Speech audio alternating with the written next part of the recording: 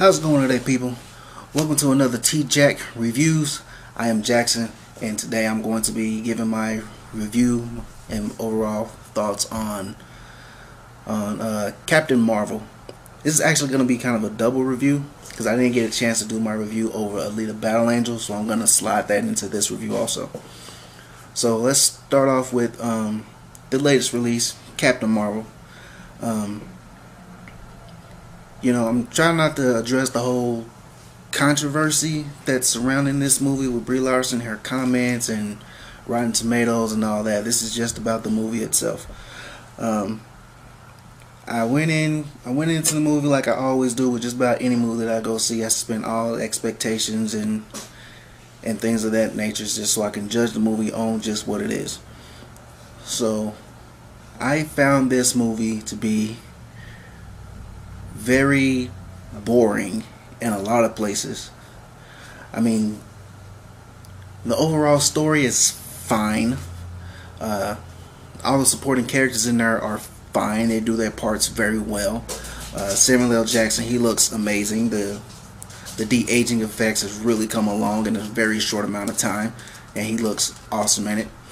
The Skrulls that serve as the main antagonists of the movie are excellent. They are done very, very well. They look amazing. I guess I'm gonna have to go into spoilers anyway. I mean, the movie's been out a week. If you haven't seen it, you haven't seen it. So the Skrulls, they're supposed to be the main antagonists of the movie, aren't. They subvert your expectations with that, and I believe they are one of the main Skrull. I can't remember his name. But he is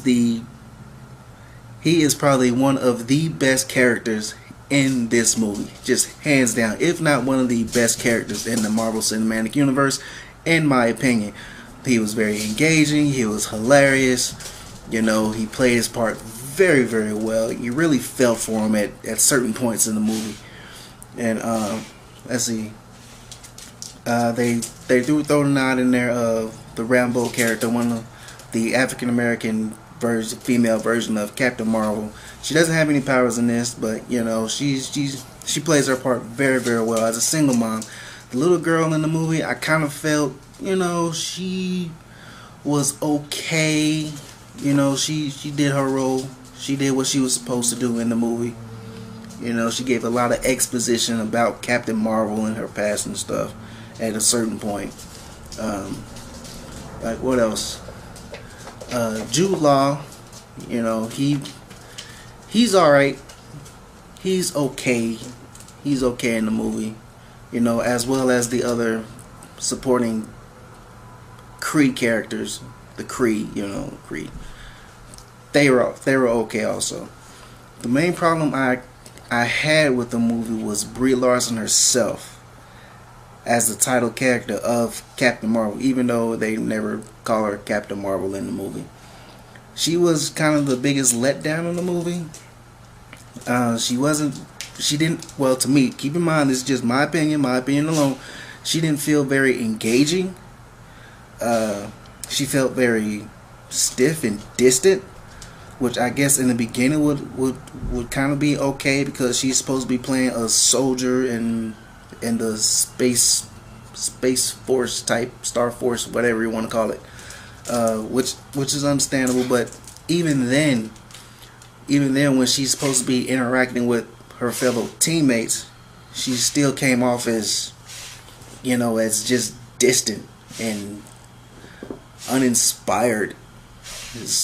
I really believe that Brie Larson was miscast in this role. It really didn't feel like she was bringing anything into the role to me.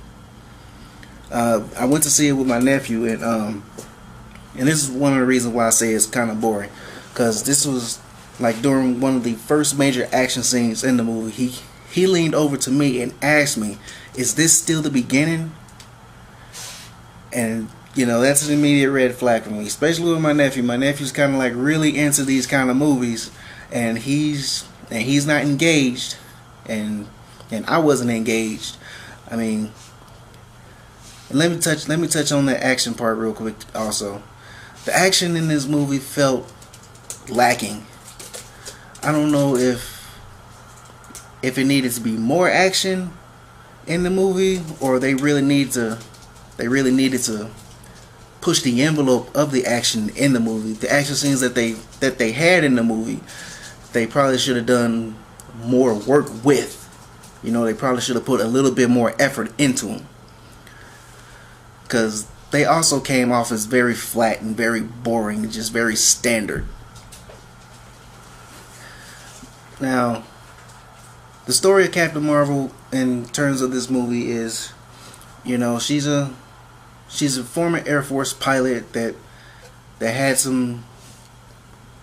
a very weird interaction with an experimental ship that the Marvel character had built, and it exploded, and all that energy, you know, was absorbed into her. And the Kree, they took her back to their planet, made her into a soldier for their side of the Kree Skull War and things. And, you know, through events and stuff, she winds up back on Earth. She crashed through the blockbusters, nostalgic hit, and then right after, not too long after that, she comes in contact with Nick Fury, and I guess that's where the movie is supposed to kind of pick up. It goes along kind of like a buddy cop movie, you know.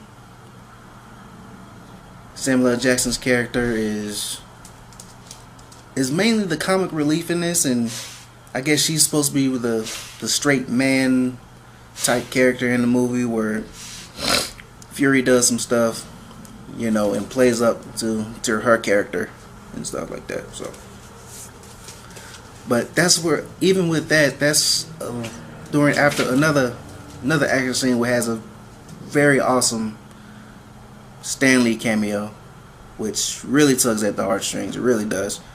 Oh, the opening. Getting on to, let me just pause right here real quick. The opening is a tribute to Stan Lee. And I'm not gonna lie, when I seen that, I started to tear up a little bit, because that was just a really, really, really nice send up to the man. It was done very well. I really liked that. All right, now back to the whole review. Once they get together, and once Captain Marvel, Fury hook up, buddy cop movie. All right, back on track. Once that element of the movie gets going, things really slow down. I mean, and it becomes very, very predictable. They go on a road trip, you know, some lines are thrown, they go to the secret base, they get in, they bust out, they find information about her past, that she was actually from Earth, and yada yada yada. It's all very forgettable. It's all very, very forgettable. Another good character in this movie is the cat, Goose. Goose was pretty cool in this movie. He has a lot of good scenes in this movie. He's almost like the baby Groot of the movie. I mean, they go up into the rocket. They get a prototype Quinjet. They get in there. They take off really quick. Goose is there. He's like slammed up against some crates and whatnot, doing the whole Garfield pose. You know, the suction cup Garfield plushies that people put in their windows. He's stuck like that. And he has really cool moments in the movie where the Skrulls they're afraid of Goose.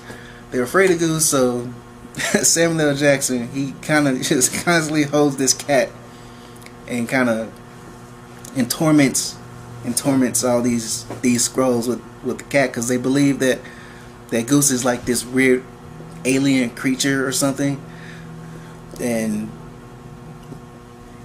Samuel L. Jackson just keeps telling this cat, and they say that's not a cat, and stuff, and that plays a huge role toward the end of the movie. It turns out that Goose is not a cat; he's this creature that everyone's keep talking about, and he has some really, really funny scenes with Goose. And from the trailer, you seen how Fury was acting towards the cat, and I'm pretty sure a lot of us kind of figured out way early on, as soon as we seen the trailer with that of course that's how he loses his eye, and stuff, and it's played up for a joke. It kind of loses a lot of its cool factor from Winter Soldier, from the phrase he says in Winter Soldier. The last time I trusted someone, I lost an eye. Okay, so it kind of loses the cool factor there, but it's fine. It's played up for a laugh. It's pretty funny.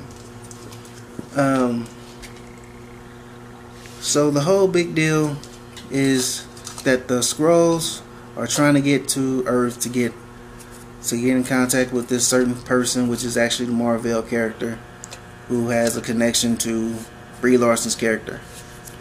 And of course she's dead in the movie, and they come to find out that that isn't what they were really after. I mean, and they were really after just, their family. He was trying to get to his family is all. His family and the other Skrulls' families and stuff. They really didn't care about the engine or whatever. They only needed it so they could try to find another home. They're a nomadic race. And they throw in the Tesseract in there, because this is set way back in the 90s, so I guess they were doing early experiments with the Tesseract and stuff. So that's a MacGuffin of the movie. But again, like I was saying, overall the movie is just very dull. I mean, and Brie Larson, she really didn't bring much to the role. I mean, they had some background scenes where she was smiling and partying and stuff like that, and then they had the whole, I really don't like to do this or like to say this, because it's gonna come off as very condescending and ignorant, but they did have a heavy feminist message in there, which is fine, but it wasn't really conducive to the story. They had scenes of when she was a little girl, she was going too fast on the go-kart. The guys were telling her to slow down, you can't go that fast. And then they had a couple scenes, most of this was in the trailers, where she was doing her basic training, going on the road. She fell off the rope, and drill sergeant getting on to her, telling you just need to stay down, you don't deserve all that kind of stuff. And then the big major one is, she wants to be a fighter pilot, which she can fly the planes, she can fly the jets and everything like that, but they won't let her fly in actual combat and stuff. And given the 90s with that whole thing back there and stuff. But then they had another flashback of a random guy, who cares about him, and where he has a line. There's why they call it a cockpit? So, and then later on in the movie, where she finally feels that her powers, she's starting to really try to feel herself. They go back into each of those scenes and just show her like standing up, saying that she can't be held back, she can't be put down, she can't be stopped and stuff. And she says the line that she's always felt like she's been going around with a hand tied behind her back. So big strong female moment, yay. I mean, like I said, that's all fine and good, but it didn't play well into the movie to me. I mean, if we would have gone way back and actually seen her go have some kind of story arc where we actually see her go through all these struggles, and just instead of just flashes of each one of these things, that we actually see it as a prelude to everything, then it would have made sense.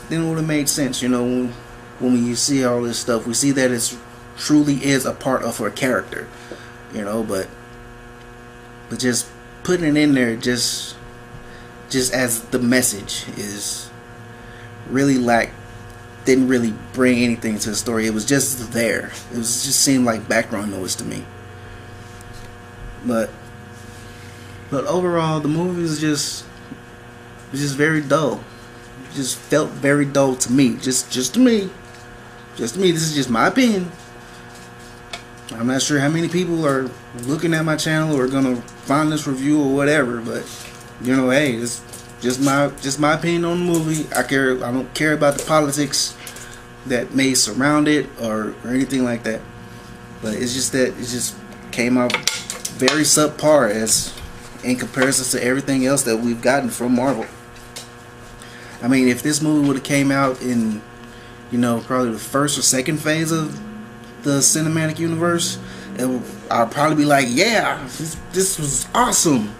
This was great. The effects were awesome, which were kind of in places. But yeah, it's not even middle of the road. It's like really down there for me.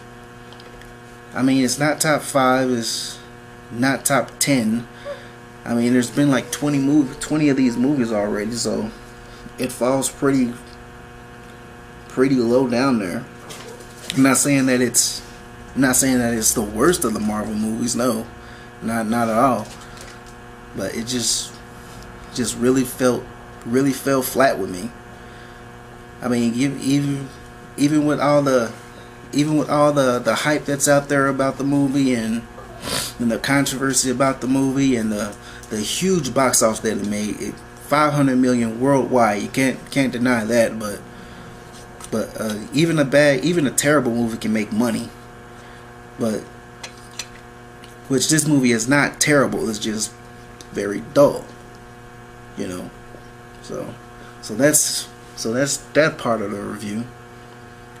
Oh, real quick, if Brie Larson wasn't Captain Marvel, if they would have got somebody else to play Captain Marvel, to play the Carol Danvers character, I think Mila Jovovich would have been great, or even Kate Beckinsale would have been great.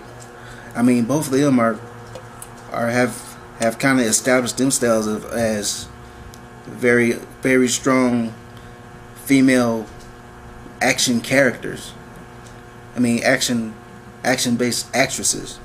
If they would have got one of them to play Captain Marvel, I think, my opinion would probably be completely different. Because I really believe that, they both established themselves as female action stars. Brie Larson doesn't seem to have that appeal to me, so that's all that is. So anyway, that's going to do it for this Captain Marvel version of the review, and I've been going along with this for, almost 20 minutes, so let me just go real quick into Alita Battle Angel. First and foremost, that I am an anime fan, so there might be some bias in there for Alita Battle Angel. But Alita Battle Angel was an amazing movie to me. I mean, the effects in there were incredible. They made I can't remember the actress's name, but they made her look so much like the Alita from the anime and from the manga that it was absolutely incredible. There are some bad points in the movie, I'm not gonna lie. The guy that played Hugo, he was kind of stiff and humorless, he's just a love interest. He's kind of forgettable, so I don't really care about him. Who else? Christoph Waltz. He played his role in this movie excellently. He was the father figure. He showed his concern for Alita. He really seen her as his daughter and stuff. Who else was it? Mahershala Ali. He steals every scene that he's in. Every scene that he's in Alita Battle Angel, he takes. It's all him. Whenever he's on screen, that's the only person you want to pay attention to. Even when he's not saying dialogue, just his presence there, you just completely focus on him. So he really steals a lot of his parts in the movie. Let's see.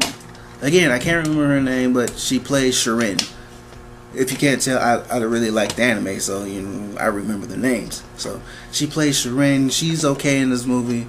She doesn't have a whole lot of big major scenes in there, but the part that she plays is kind of crucial and certain story points. She's very crucial to the movie. Again, the actress that plays Alita, she was excellent. I really did enjoy her performance of that character. She was strong. She had her independent moments, but she was never like so out on her own that it didn't feel like she didn't need anybody. She had her very vulnerable moments where she went up against the big. He's not, well, I guess he would be kind of the big bad of the movie, as villains are concerned, because he posed the physical threat and whatnot.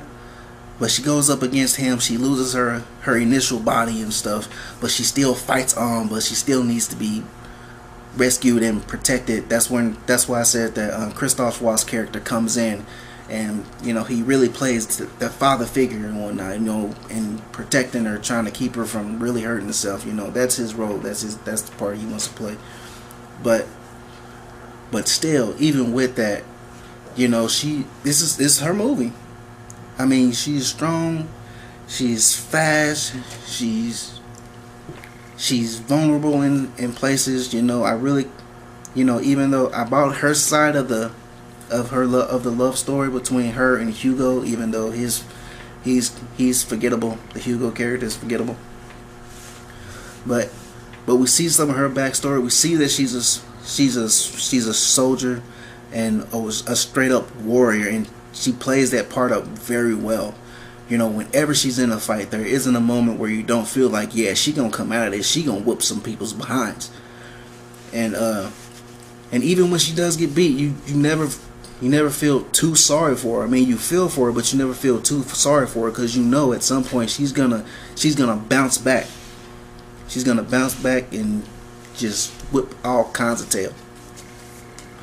But anyway, I think that's gonna be it for me on this double review of Captain Marvel and Alita Battle Angel. Go out and see either one of them. I highly recommend going to see Alita Battle Angel. And Captain Marvel, go see it. If you're invested in the Marvel Cinematic Universe, go see it. But yeah, that's going to just about do it for me. So hopefully, with any luck, Alita Battle Angel continues making its money, and hopefully at some point we can get some more high quality anime based live action movies. Cause I really feel that that's gonna be like the next major thing. We have the comic book space finally doing exceptionally well, clocking in at billions of dollars on the Marvel side. DC's coming. DC's they're doing their thing. But still, the comic book space in movie terms has found its place and is doing very, very well.